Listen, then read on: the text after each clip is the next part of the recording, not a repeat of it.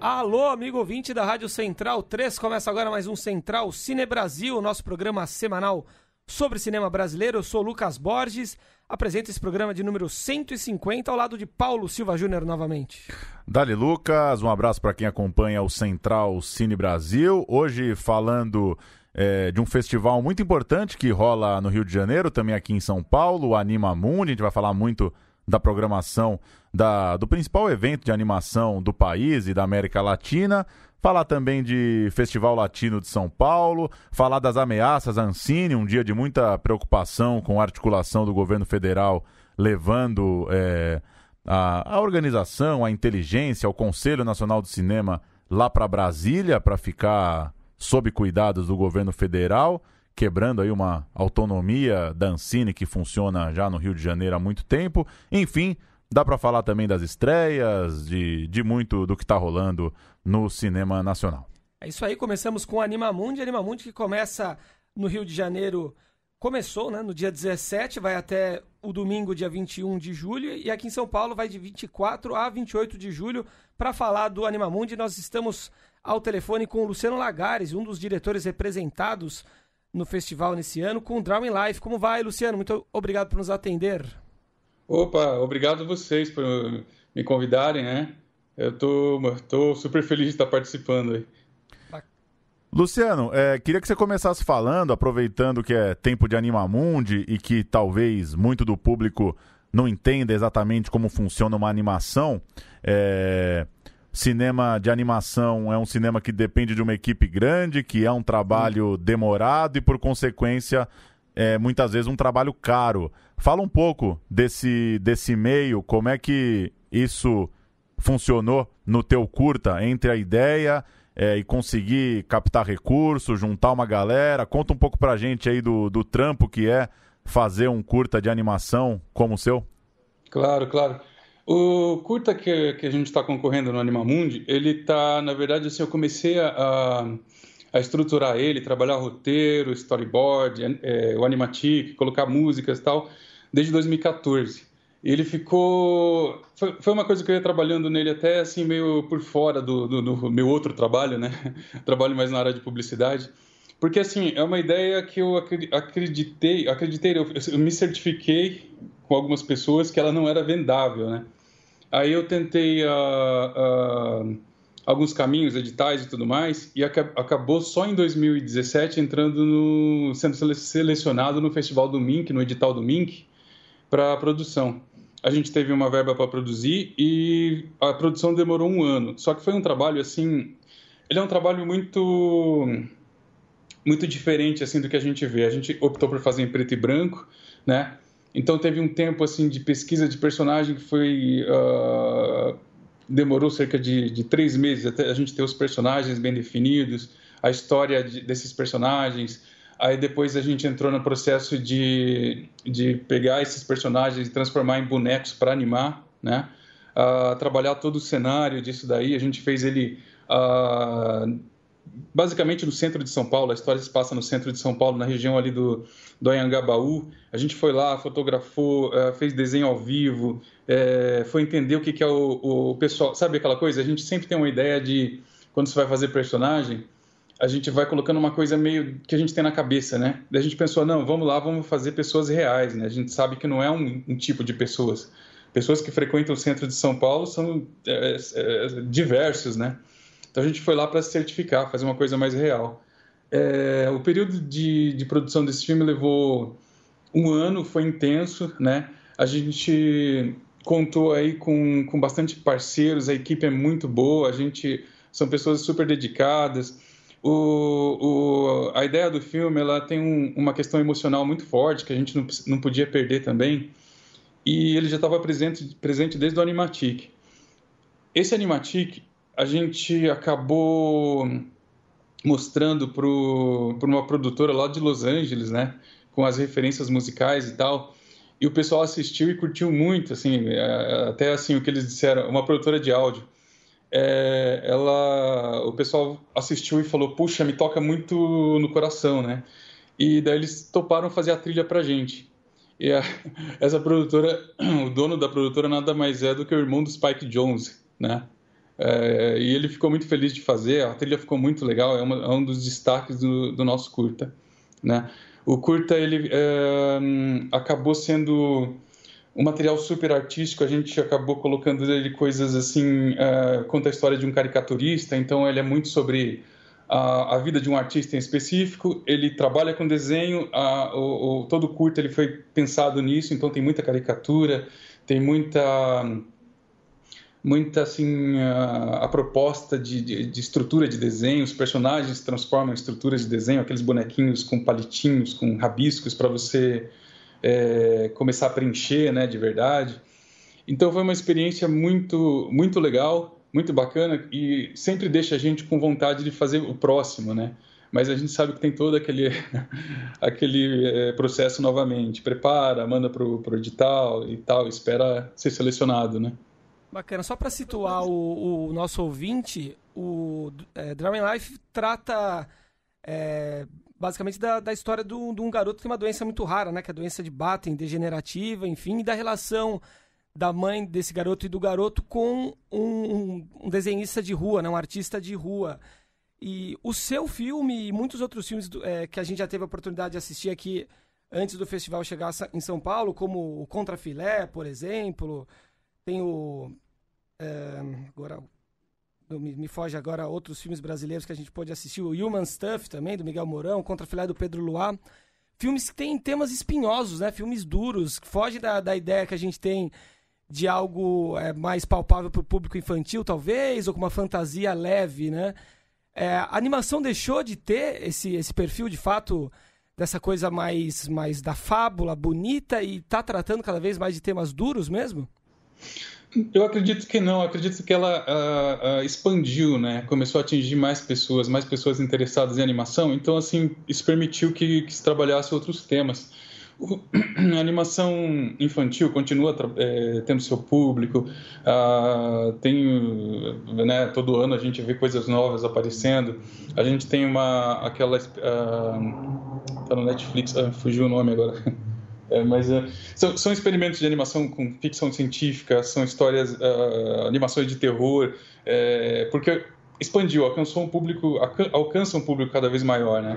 E a gente, tipo, a animação hoje a gente pode trabalhar tanto em tantos gêneros quanto o cinema, né?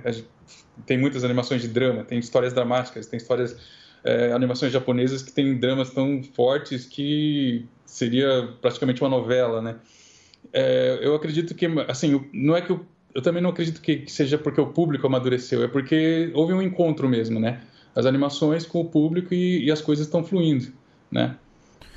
E, Luciano, são mais de 300 filmes de 40 países, então o leque do Animamundi é muito extenso, não dá nem para definir um recorde específico do festival, é realmente muita coisa, mas eu queria que você falasse de forma geral, de repente o que você busca como referência, o que você já assistiu, o que você curte, o que você acompanha, qual que é a influência que o cinema dos Estados Unidos ainda tem nesse gênero. A gente tem aí sequências, Toy Story, por exemplo, mais um grande sucesso em todos os cinemas no mundo inteiro. Você falou agora das animações japonesas. Fala um pouquinho aí o que você curte, o que você acha que tem de legal para conhecer, seja de coisas mais que chegam no grande público ou de coisas que de repente um festival como o Animamundi pode trazer.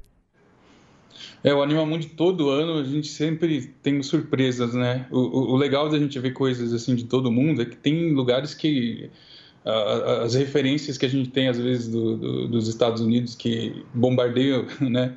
Constantemente estão bombardeando a gente acaba usando festivais como o Animamundi como uma catarse, né? Tipo, é uma saída, uma alternativa. E eu sou formado em artes plásticas, né? Então, assim, tipo, já comecei desde a faculdade já estudando sobre a história da arte. Então, é difícil não tirar um pouquinho desse histórico, né, dos trabalhos que eu costumo fazer. E é o que eu busco também na equipe, né, explorar e tal, tentar trazer alguma coisa diferente.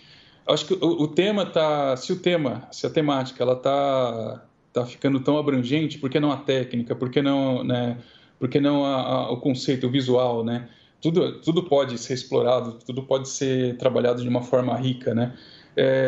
Quando eu era bem mais novo também, acompanhava bastante as animações da National Film Board do Canadá, que eram sempre experimentais.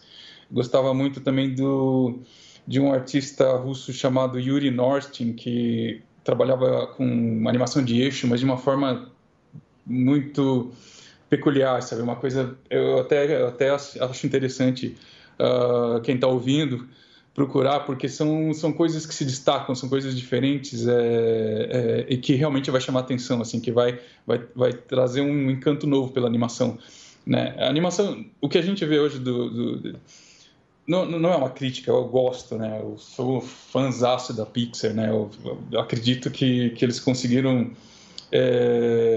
atingir um nível assim tanto técnico quanto artístico quase à perfeição, né? Mas assim não dá para dizer que só aquilo é animação, né? Tem outros trabalhos fantásticos e claro a gente se envolve com a animação de forma diferente até do que os filmes de live action, né? Eu acredito que o mercado ele ainda favorece essas grandes produções, claro, né? Porque é uma competição muito grande. Eles lidam com temas mais universais, eles lidam com histórias que assim, são para a maioria das pessoas, né? E é difícil você dizer assim, vou fazer uma animação com um tema algo muito contundente e vou atingir o maior número de pessoas. Não vai, é um nicho, né? Mas assim, a gente está trabalhando, quer dizer, vai fazendo, vai experimentando. A gente, aqui no estúdio tem projetos para animações mais comerciais também, projetos para animações maiores, né? A gente está trabalhando isso para alcançar também de um mercado mundial, né? Porque pensando isso como duas formas diferentes. Comercial é um envolvimento colossal de mentes, pessoas, vários setores aí, né? A animação, pelo menos assim, o que a gente fez aqui, o Drawing Life, que é mais artístico, ele tem uma história mais emotiva, ele é bem mais assim, não tem o ritmo de uma animação comercial. Ele é feito diferente, é uma equipe mais enxuta, a gente não vai ter um retorno de bilheteria assim gigantesco, claro que não, mas não é nem isso que a gente busca. A gente busca assim, ter uma linguagem própria, ter uma equipe afinada e saber mostrar, né? E aprender cada vez mais, contar uma história de uma forma mais... sabe? Tirar aquela coisa assim... A animação é a coisa mexendo, né? Não, ali dentro tem uma emoção, tem alguma coisa que você vai ver os personagens se movendo e tudo mais, vai se envolver com aquilo de uma forma que você nem faz ideia, de uma forma emotiva, cognitiva, sabe? Que você às vezes vai se surpreender, vai querer ver de novo, mas não sabe às vezes por quê, né? Não vai comprar bonequinhos, não vai fazer a festa infantil, mas vai ter uma conexão com aquilo, sabe? Bacana. E, Luciano, se o duelo, se a batalha do cinema nacional com o cinema estrangeiro, especialmente de Hollywood, já é dura, já é árdua, eu imagino que essa batalha da animação, né, por conta da dependência tecnológica, seja ainda maior, né? Ainda assim, a gente tem notado algumas vitórias, né, algumas conquistas da animação brasileira, que teve, por exemplo, o Menino e o Mundo disputando o Oscar em 2016, né, perdendo para o Divertidamente, o Menino e o Mundo do Ale Abreu. A gente tem o Carlos Saldanha representando o Brasil lá em Hollywood também, né, com filmes como A Era do Gelo, o Rio. O Brasil foi homenageado no ano passado no Festival de Annecy, na França, que é o principal festival de animação do mundo. Dito isso, eu queria que você dissesse pra gente qual é a situação, né, a atual situação da animação brasileira no seu ver atualmente, enfim, como tem evoluído a animação brasileira e qual é a nossa posição perante o mercado estrangeiro atualmente.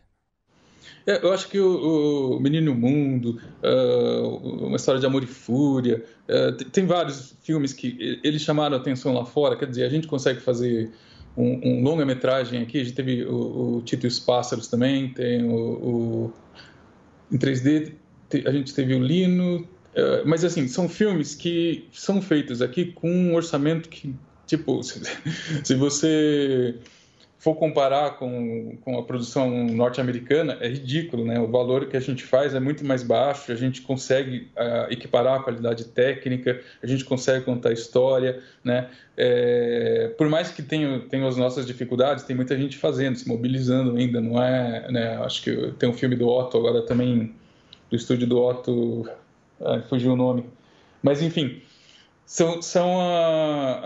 E a gente vê também, assim, são mais estúdios agora fazendo também, né? São pessoas que estão engajadas, que querem não só querem fazer um filme de qualidade, mas eles têm isso como quase ideal, né?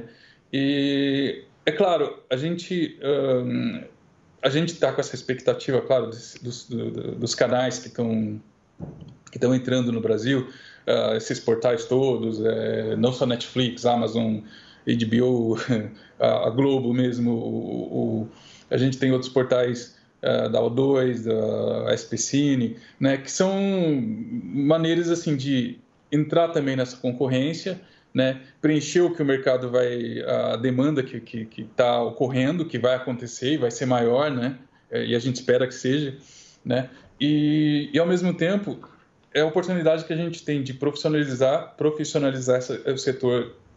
Já é bastante profissional, mas assim, talvez tornar ele competitivo e a gente também poder, sabe, começar a tirar sujeirinhas, assim, sabe, às vezes do mercado, para alcançar o mercado nacional, né, posso até de repente estar falando bobagem, mas Turma da Mônica, ela tem essa característica, sabe? Você está não só pensando, você está pensando no mercado mais nacional, quer dizer, todas as pessoas, né? Não é a gente começa a entender isso como mercado, a gente tem que entender isso, que isso tem que ter, não é um retorno, necessariamente um retorno financeiro, claro que é bom, mas a gente tem que também ter aceitação de público, a gente tem que ter uma quantidade X de pessoas para que ele tenha uma vida útil. A gente vai falando de Toy Story 4, né? Para mim, sei lá, no meu ver, parece um absurdo, porque o 3 terminou tão bem, tão, sabe, perfeito. Sim. Foi redondo. Para que um 4? Não sei. Por quê? Porque o público está lá, eles conquistaram um público e tal, e eles têm essa, digamos assim, esse direito né, de produzir mais um. Talvez não vai ser a mesma quantidade de pessoas e tal, mas enfim, eles conseguiram garantir esse público. E é uma coisa que a gente ainda está, eu acredito que a gente ainda está trabalhando. Dominamos então a técnica, somos animadores, fazemos animação, dirigimos animação, produzimos animação, contamos uma história muito boa, a gente consegue dar um valor artístico e tudo mais. Esse produto ainda tem uma proximidade com o público, né? Talvez esse é um estudo que ainda seja necessário, né? É uma coisa que eu tenho visto que em algumas conversas a preocupação grande é essa, o público, como que eu chego no público, né? E não dá para a gente não comparar isso com, de repente, novelas ou outros filmes que tem essa proximidade maior e que muita gente às vezes critica porque tem alguns clichês, porque tem isso, tem aquilo, mas que na verdade eles estão sendo feitos exatamente com uma métrica para poder atender um determinado público, né? Sim. Então eu acredito assim, público, ele é tão... Se a gente está pensando, claro, num mercado tão grande, a gente quer criar um mercado que a demanda absorva o que a gente produzir, a gente tem que pensar em público. Então, assim, um pouquinho comercial a gente vai ter que ser. E as manifestações artísticas, eu acho que elas podem vir também, claro, mas aí não espere que vá, sei lá, atingir... sei lá, um público gigantesco no mundo se a gente está comunicando com um determinado setor de uma audiência, né? Sim, né? Mas são conquistas. Essa do público ainda é uma conquista que a gente precisa. Bacana. Luciano, muito obrigado por nos atender. Parabéns pelo filme e convidamos todos a assistir ao Drowning Life, tanto no Rio, no Centro Cultural Banco do Brasil e lá no Estação Net Botafogo, como aqui em São Paulo, a partir da semana que vem, no Auditório Ibirapuera, no Instituto Moreira Salles, no Itaú Cultural, no Petra Belas Artes e no Unibis Cultural. Muito obrigado, Luciano. Valeu. Obrigadão, tchau. No final, o mesmo drama do cinema também, da questão da distribuição e de atingir o público, né? Isso, e acho que o Animamundi é um gigante festival, né? A gente já falou aqui nos outros programas, demandou financiamento coletivo para continuar, registrando as datas. Então já está rolando no Rio, 24 a 28 em São Paulo, como você disse, mais de 300 filmes, são 80 que tem produções ou coproduções do Brasil. A gente não deu os créditos no começo, vou soltar de novo aqui. Essa é a vinheta do Festival Animamundi em 2009. Para quem é tarado de vinheta aí, no YouTube do Animamundi tem as vinhetas de todos os anos. Vou soltar mais um pouquinho aqui.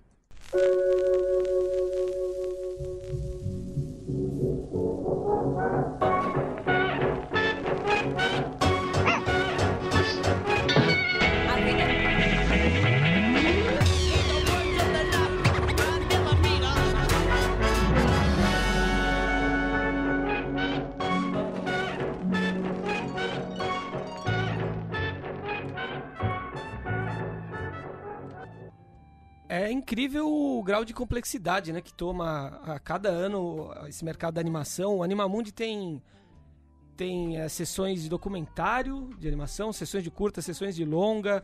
Os filmes que a gente já pôde assistir aqui antes do festival chegar em São Paulo tratam, como a gente disse, de doenças. Aí no caso do filme do Luciano, tem animação sobre transexualidade, sobre Alzheimer, umas piras conceituais e artísticas, enfim, incríveis, beiram o surrealismo em alguns pontos. Realmente vale muito a pena prestigiar e assistir as obras que estão no Animamundi esse ano. Boa. Vamos falar do Festival Latino? Mais um que tá Festival chegando de Cinema Latino de São Paulo, rola de 24 a 31 de julho, então também tem abertura na semana que vem. Filmes, oficinas, encontros, debates. Dos 17 longas da Mostra de Cinema Contemporâneo, a gente tem 10 brasileiros. Vamos passar a lista? Vamos lá, tem A Mulher da Luz Própria, de Sinais Ganzella, que é um doc sobre a Helena Inês, né? Grande atriz do cinema brasileiro. Novo filme da Sinai depois de O Desmonte do Monte. A Rainha Nzinga Chegou, de Júnior Torres e Isabel Casimira, coprodução com Angola. A Isabel é rainha do Congo, lá em Minas Gerais, curiosidade. Copo Vazio, do Delane Lima, uma ficção com o Bernardet, Jean-Claude Bernardet no elenco.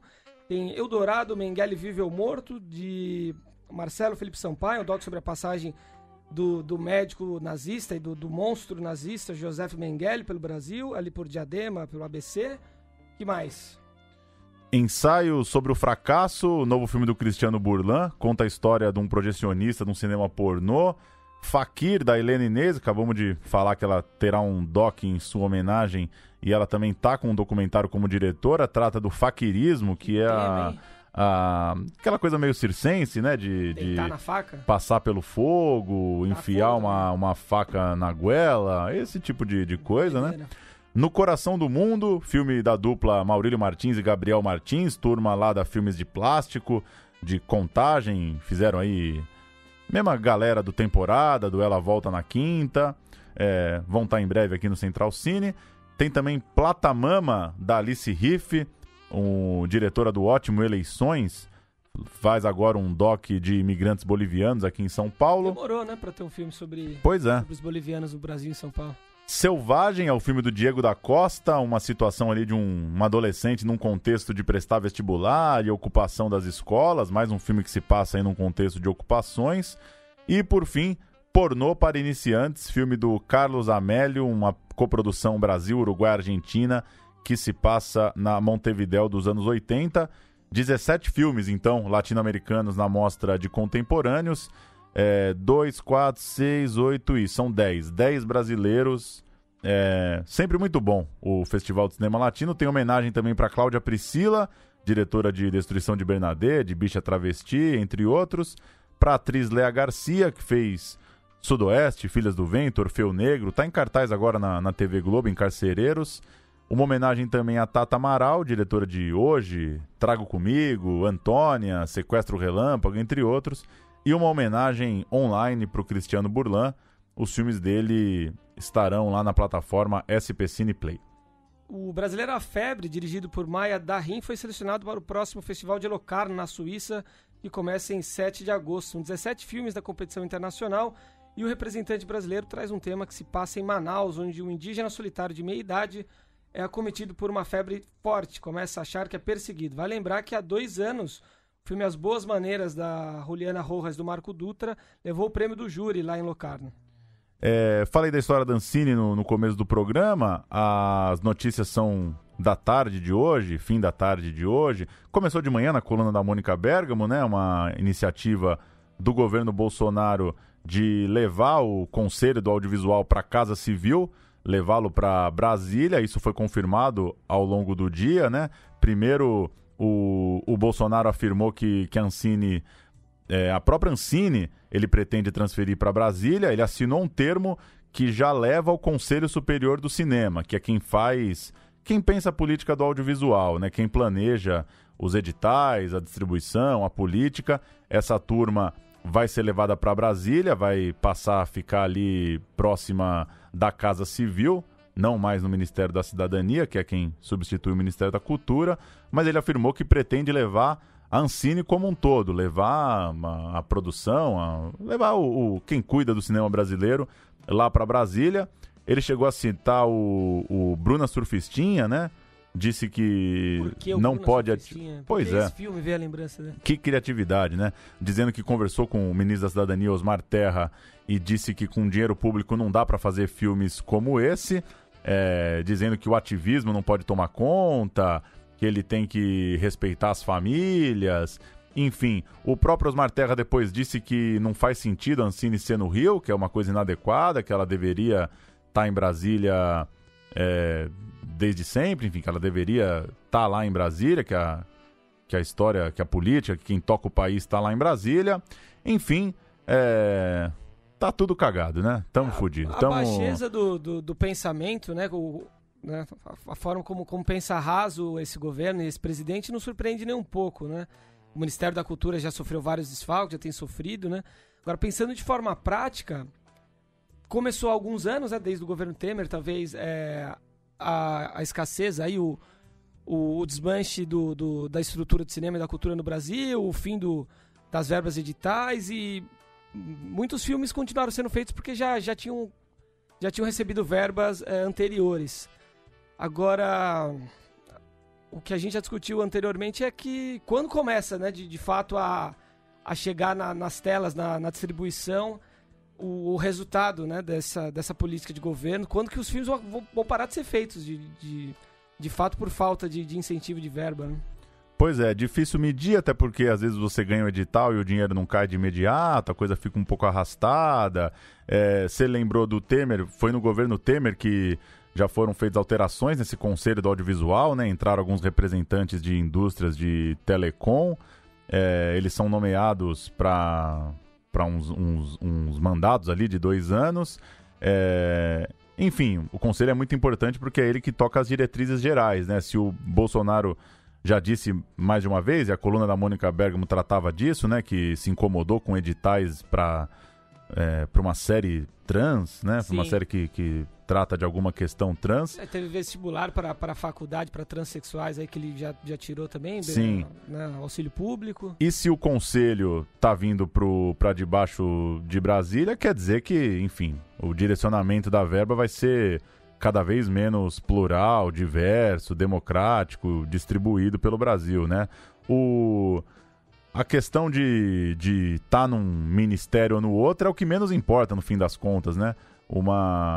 As próprias matérias dão conta disso, que vários conselhos, né, de várias coisas são ligados à Casa Civil. Isso é o de menos, né? À medida que já não tem mais Ministério da Cultura mesmo, o conselho tá ligado à Casa Civil, à cidadania, não muda grandes coisas. O que muda é a proximidade com o primeiro escalão do governo ali mesmo, né? De certa forma, a Ancine, no Rio de Janeiro, garantiu uma certa autonomia, né? Respirava áreas que não tinham a ver com Brasília. Como o Luciano falou no começo do programa, em entrevista aí, sobre animação, os filmes que não têm um formato comercial, que não atendem a uma fórmula, de certa forma, pronta, convencional para atender o grande público, sofrem, né?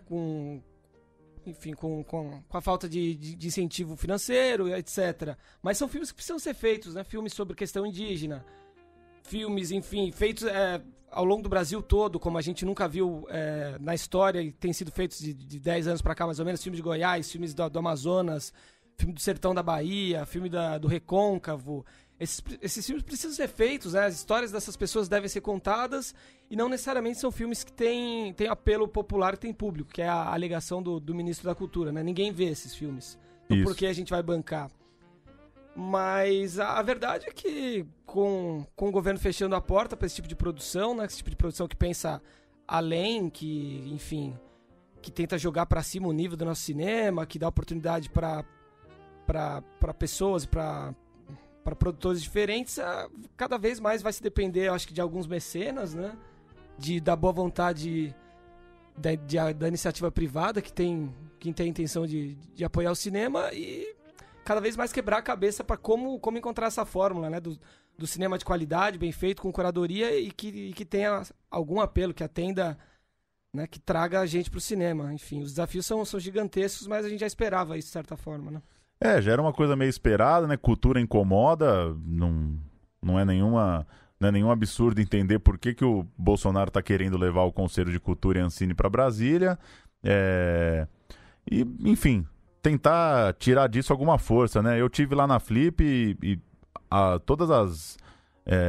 própria mesa do professor Ismael Xavier, que está relançando o livro dele sobre os filmes do Glauber Rocha, ele fez uma mesa com o Miguel Gomes, que vai rodar Os Sertões, e a fala do professor Ismael muito otimista, assim, né, dizendo que a realização brasileira tem que se inspirar nessa turma mesmo, como se fosse um grito de, olha, o Glauber conseguiu sintetizar os problemas e a história do Brasil nos filmes dele, e a gente está falando deles até hoje, né, como um grito mesmo de que a cultura vale a pena, né.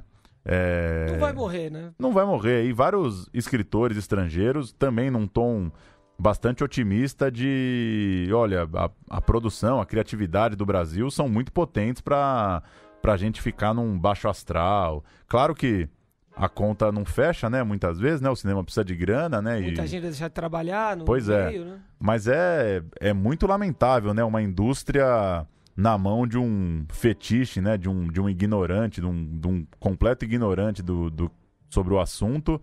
Até porque é tão ruim de serviço, né, o Bolsonaro, que as famílias viram Bruna Surfistinha, né? O exemplo dele é ruim, né? Eu acho que ele quis pegar um exemplo que tem apelo popular com as pessoas. Pois pelo fato da personagem ser uma prostituta. Mas se você tivesse assistido Tatuagem, por exemplo, né? Então. Com a Febre do Rato, o que pensaria o Bolsonaro a respeito de cinema nacional? Mas até o exemplo é ruim, né? Porque esse filme passou na TV Globo, esse filme foi visto e acho que as famílias viram, né? Mas enfim, vamos tocando, o assunto vai se arrastar muito aí, a gente segue acompanhando. Exatamente, é isso. É isso, só registrar 2 estreias, né? O Palace 2, 3/4 com vista para o mar, documentário sobre o famosíssimo Palace 2, né? E um outro documentário meio esquisito, né? Uma direção do Heitor Dália, um road movie atrás da cerveja, Em Busca da Cerveja Perfeita é o nome. Um filme meio bancado pela Ambev. Não entendi direito, viu? Sei lá, mas enfim. Palace 2 e Em Busca da Cerveja Perfeita, 2 documentários estreando nos cinemas. Terminar convidando a galera para assistir novamente aos filmes brasileiros no Animamundi, Drawing Life, do Luciano Lagares e tantos outros. Destacar também o Memorable aqui do Bruno Collet, francês. Sensacional, enfim, vale muito prestigiar o Animamundi. Um abração, até semana que vem. Valeu!